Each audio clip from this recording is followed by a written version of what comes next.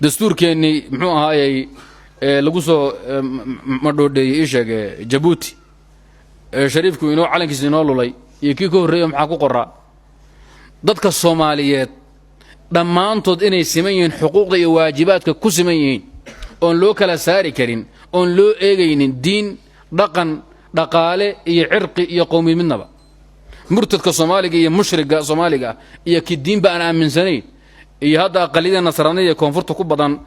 muqooyina meel badan ka joogta iyo kuwa Nairobi jooga hadda xafiisyo u furan ama Kristaan baanayla Soomaaliyeed iyo wadaadka muwaxidka ee salafiga Soomaaliga waa isku xuquuq dastuurka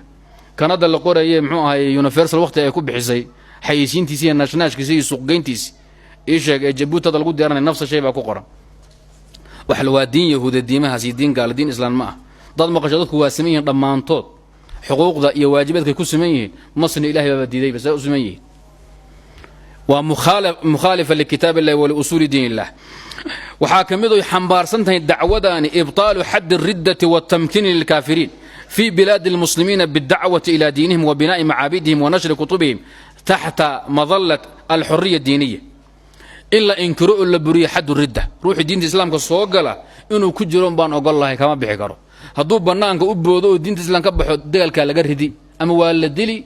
أما دين تقصوا اللابان وحكا لما لها جزيو يهشيس يبدبادين منا ملها ما بريان من باب أصبح لنك أزقا محايا لنك هدان الحراد اللي قصوا علين سقصبه ama aan surkaba laga goyn oon la wayn meel ku dhibcay inta moorada ku jirta baxayso banaanka u yaacays wax loog yahay waliga xayn meel ma ku xaraysay ma oday ceesaan haday banaanka u bood oo ceesaanta soo xarayn weydo kulligu aad oo dhan waa yaacaya ma tahay misama tayib macaabay dib banaanka istaag inta kala baxayaan xabad xabad ba fakan marka ceesaanta waa inaad soo xarayso ama uu ruwaalo booday la waay meel ka baxday marka moorada islaamka ninka soo gala uu ku jiri haduu ka baxana waa maqan ku soo noqon